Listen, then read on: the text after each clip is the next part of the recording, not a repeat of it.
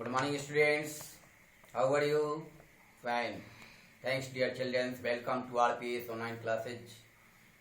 प्यारे बच्चों, अभी हम लोग स्टैंडर्ड 8 का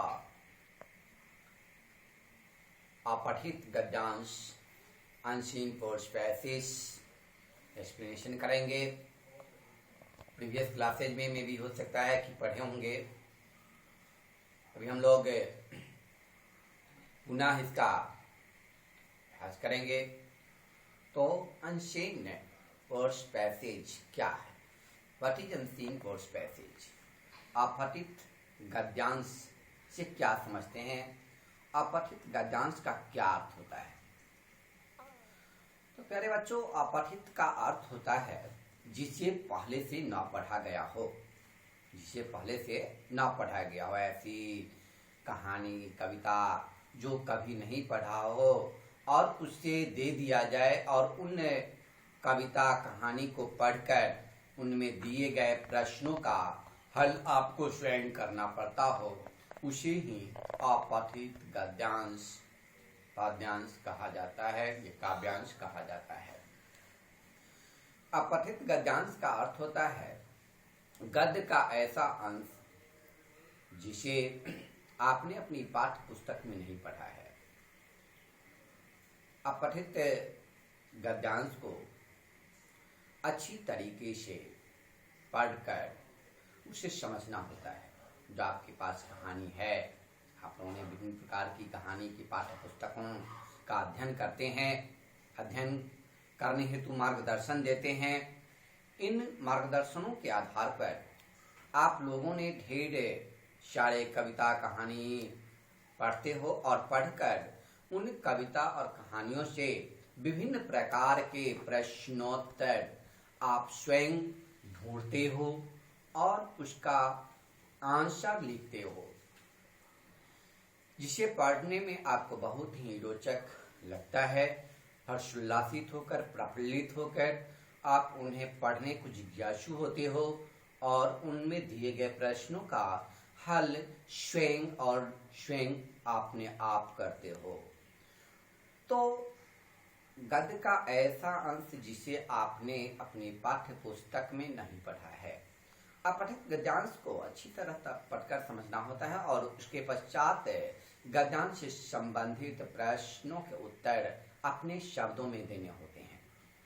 जो गद्यांश काव्यांश पढ़ते हैं उनसे आप प्रश्नोत्तर ढूंढते हो और अपनी उत्तर पुस्तिका में सुंदर स्वर्णाक्षरों में लिखते हो। पुनः उनसे मार्गदर्शन लेते हैं कि मैंने इन कहानियों में क्या पढ़ा, क्या कहानियों से मैंने प्रश्न बनाया और उन प्रश्नों का क्या उत्तर होगा, इसकी परख आप स्वयं करते हो। अब जो देते हैं इससे अर्थ अपठित गद्यांश से, प्यारे बच्चों, अपठित गद्यांश से अर्थ ग्रहण की क्षमता का विस्तार होता है। जब आप कोई भी चीज पढ़ते हो तो पढ़कर उसके बारे में विस्तृत जानकारी लेते हो तो आपको बहुत से ऐसे शब्द होते हैं जिनका अर्थ नहीं जानते हैं। उन अर्थों को जानने हेतु आप जिज्ञासु हो जाते हो और जब तक उनके अर्थ आप सही नहीं समझ पाते हो तब तक स्थिर नहीं होते हैं। तो वैसे में ही आपके बीच में एक गद्यांश प्रस्तुत कर रहा हूं जैनेन्द्र जी का। जैनेन्द्र ने कहानी को मनोविज्ञान से जोड़कर नई परंपरा का सूत्रपात किया। जैनेन्द्र ने किसे जोड़कर नई सूत्रपात किया, परंपरा का सूत्रपात किया है? तो मनोविज्ञान से जोड़कर जैनेन्द्र ने कहानी को मनोविज्ञान से जोड़कर नई परंपरा का सूत्रपात किया है।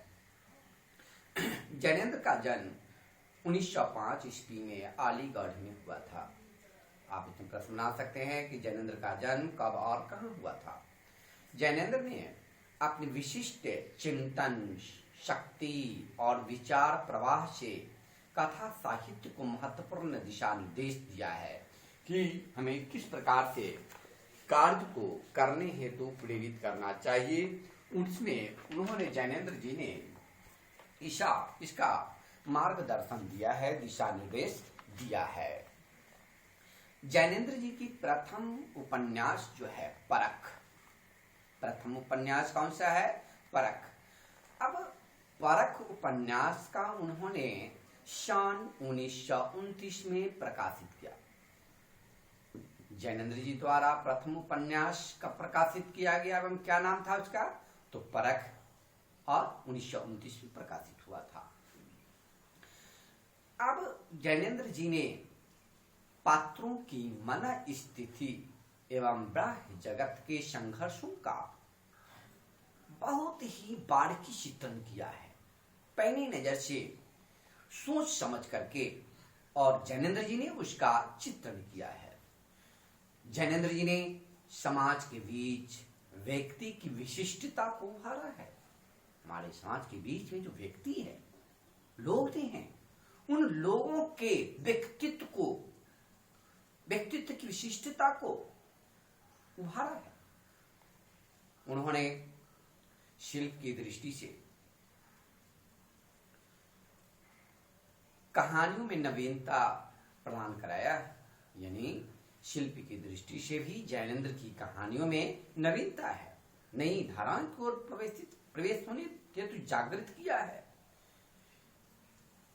उनकी भाषा गंभीर, सांकेतिक और व्यंजना प्रधान है।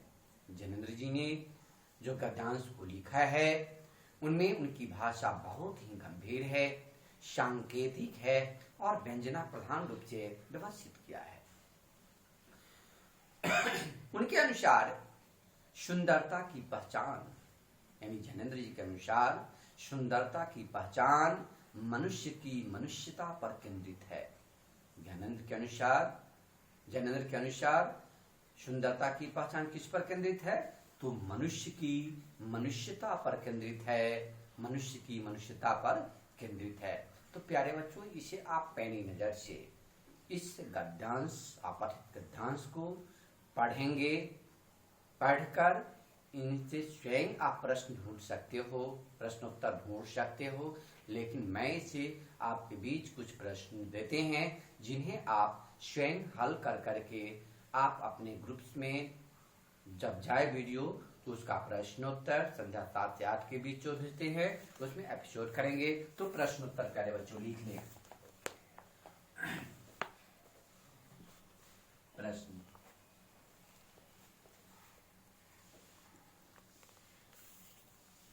पहला क्वेश्चन दे देंगे, जैनेन्द्र ने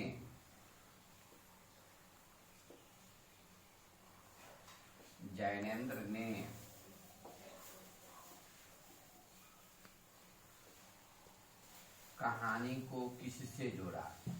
कहानी को किससे जोड़ा? फर्स्ट क्वेश्चन हो गया कि जैनेन्द्र ने कहानी को किससे जोड़ा। प्रश्न 2 दे देंगे, जैनेन्द्र का जन्म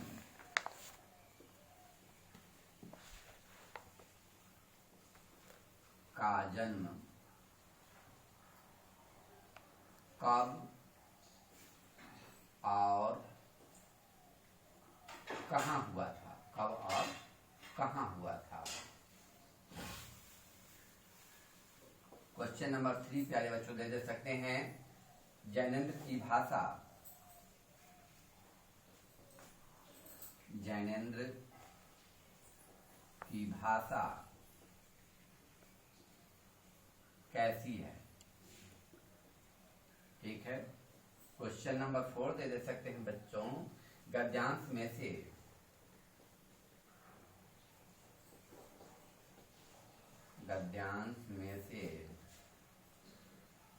ता प्रत्यय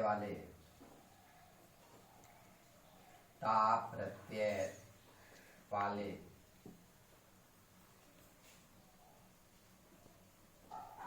3 शब्द लिखिए। ठीक है। क्वेश्चन 5 प्यारे बच्चों दे देंगे, अलीगढ़ शब्द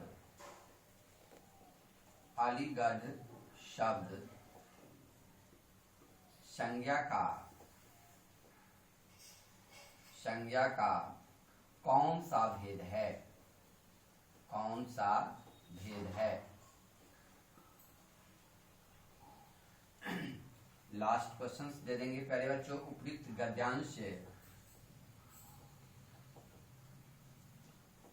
गद्यांश का उचित शीर्षक लिखिए। ठीक है, तो ये आपके बीच ये प्रश्नोत्तर हुए। प्रश्नोत्तर जो है उन्हें सही तरीके से आप लिखेंगे, कंप्लीट करेंगे और इन्हें आप अपने ग्रुप में संध्या 7 से 8 के बीच में जब आपके पास ये वीडियो जाए इसका प्रश्नोत्तर लिखकर आप अपने ग्रुप्स में एपिसोड कर देंगे। थैंक्स प्यारे बच्चों, बाय।